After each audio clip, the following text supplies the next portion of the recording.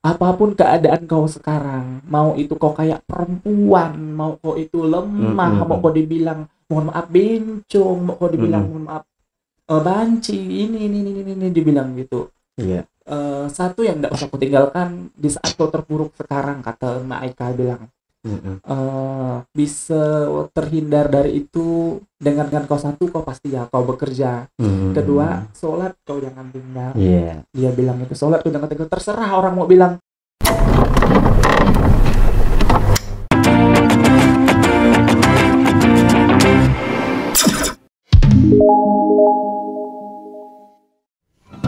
Terus bangkit lagi setelah di SMK, keluar lagi di SMK ya, SMK. Nah, keluar lagi mungkin faktor keminiman juga kali Pak ya. Makanya Peri maksudnya sampai bisa lagi maju kayak waktu zaman itu kan SD Bapak pun belum megang teater pada kala itu. Belum.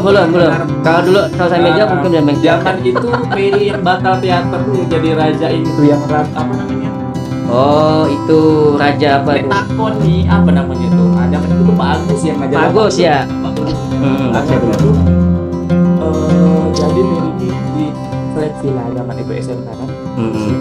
Yang nyanyi itu, nyanyi atau belum kan? Prakon nih, Peri kerja nih.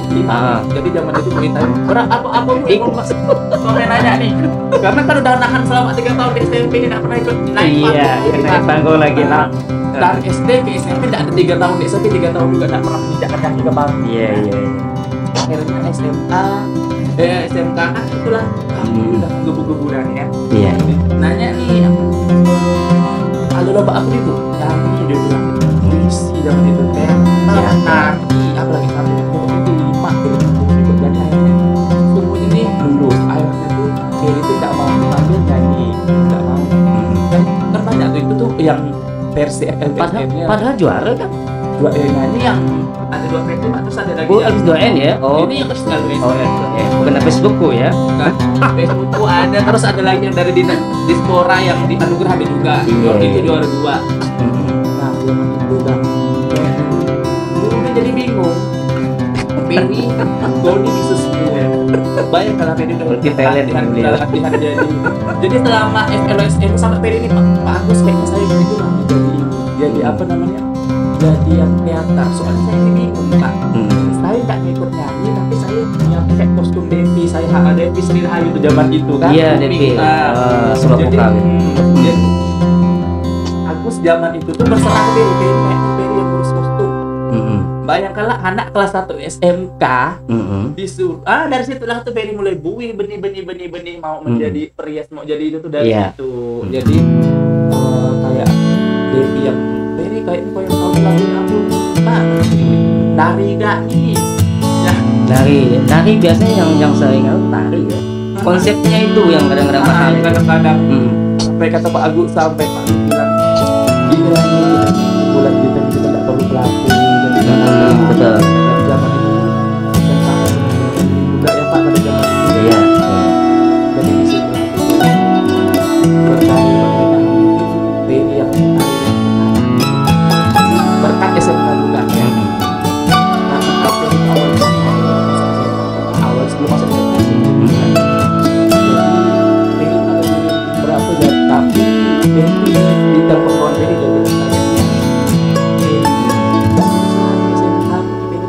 dia bilang itu jalan cerita ya.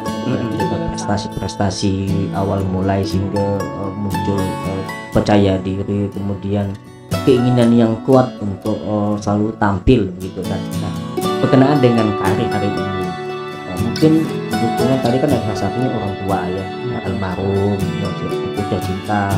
Saya masih teringat waktu itu. Apa alasan waktu itu saat mau Peri menyampaikan kenapa kamu menolak beasiswa atau tidak pendidikan? Itu saya masih merinding saya masa itu.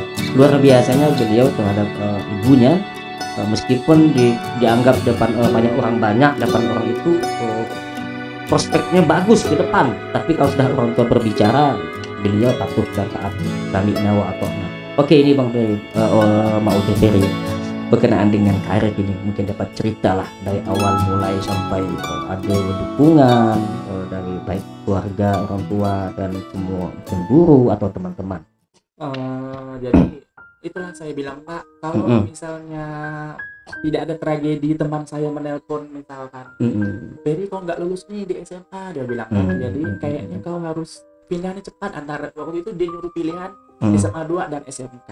Jadi sebelum Peri memutuskan untuk SMA 2 atau SMK nih, jadi Peri nanya almarhum mama kan, nanya, Mak, kami ini kayaknya nggak keterima nih, kami bilang gitu ke ini, ke apa namanya, ke SMA.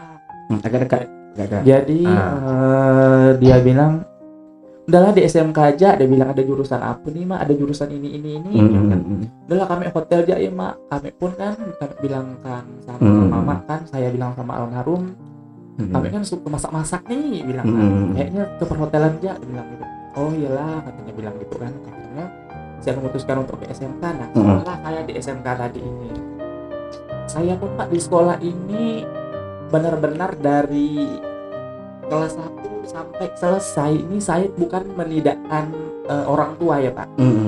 Jadi saya benar-benar berterima kasih kepada ibu angkat saya nih, yang jualan dodol di pantai itu, Mak Eka. Jadi beliau pada saat itu keluarga kami memang sangat minim itu. Jadi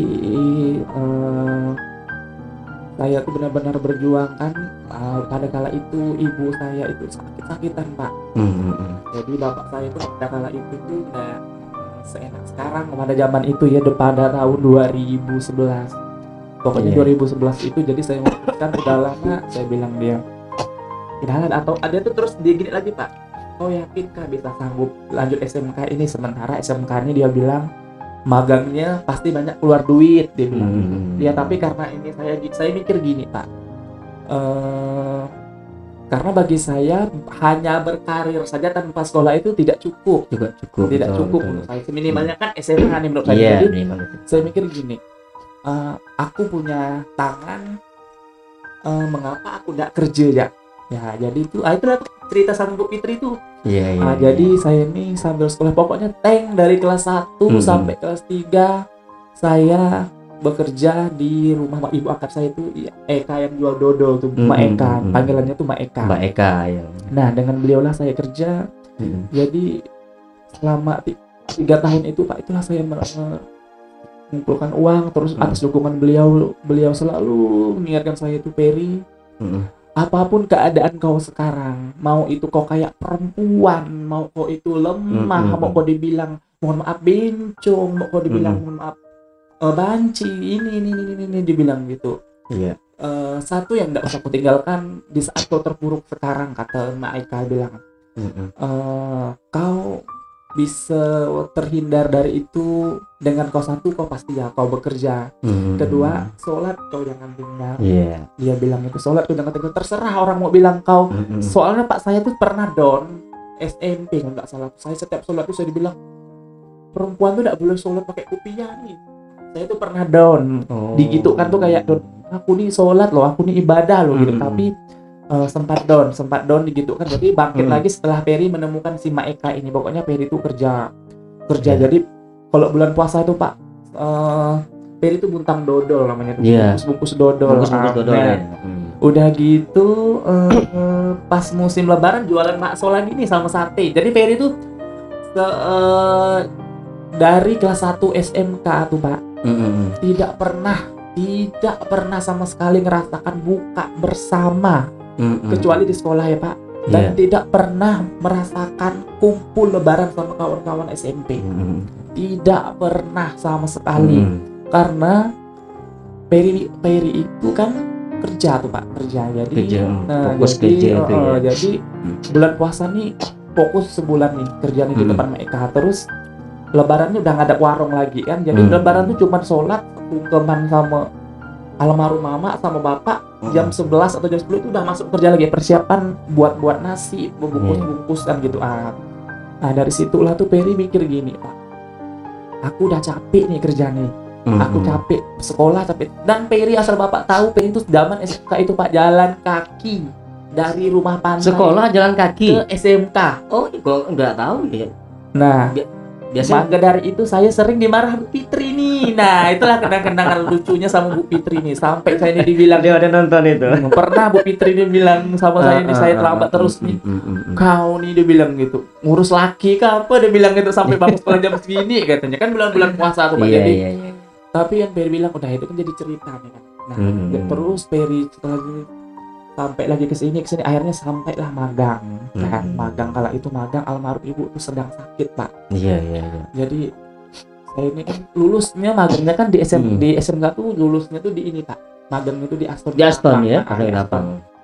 Nah, pada zaman itu tuh Pak, ini sedihnya ya Pak, sedihnya tuh gini. Ya Allah, saya bilang gitu. Aku ini mau magang nih. Aku ini nggak punya duit yang aku kasih setiap kerja nih yang buat kebutuhan Peri lah, sekolah. Pak, pengeluaran SMK tuh kan banyak. Iya. Kayak kita praktek, kita kan banyak ke praktek kan Pak. Prakteknya banyak. Sedangkan uangnya kan kita kan dapat kerja tadi ini. Jadi ini mau magang nih. Kita magang nih, kan bingung kan nih, sampai bilang Pak, Peri mau magang nih. Akhirnya tuh almarhum itu jual cincin Pak. Jual cincin.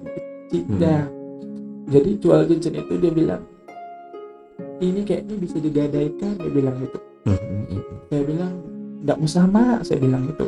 Ini soalnya nanti saya coba minjam sama Mak Eka yang pantai itu, saya bilang gitu. Nggak apa-apa, dia bilang gitu, jual nggak apa-apa katanya, bilang gitu. Tapi kau benar magang nih, dia bilang gitu. Iya Mak, kami lulus, kami pun nggak lama, magangnya cuma 1 bulan setengah, saya bilang gitu. Jadi beliau bilang nggak apa-apa Peri, jual ya Pak, dia bilang gitu, nggak apa-apa. Ini nggak usah lah. Akhirnya tuh saya kan magangnya masih seminggu nih Pak. Akhirnya saya genjot kerja di rumah Eka, saya tidak balik sampai saya bilang Mak Eka. Sampai Mak Eka bilang, makanya saya benar-benar berutang budi lah tuh Pak sama Mak Eka Pak, karena beliau ini Pak saya bisa sekarang kan.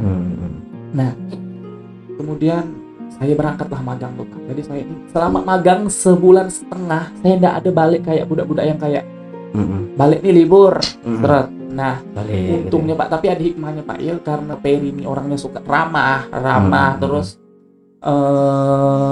apa namanya, banyak kawan. Banyak kawan. Jadi pas magang itulah Peri tuh kayak orang-orang asal tuh kayak, oh anak ini nih menonjol nih anak ini. Jadi pokoknya enak lah sama orang sana. Terus Peri tuh ada kenalan sama orang-orang Aston pun berjasa pada kala itu, orang-orang pegawai Aston Pak yang pada zaman Peri magang tuh banyak jasanya tuh. Jadi mereka tuh Pak ngerti. Peri tuh suka cerita.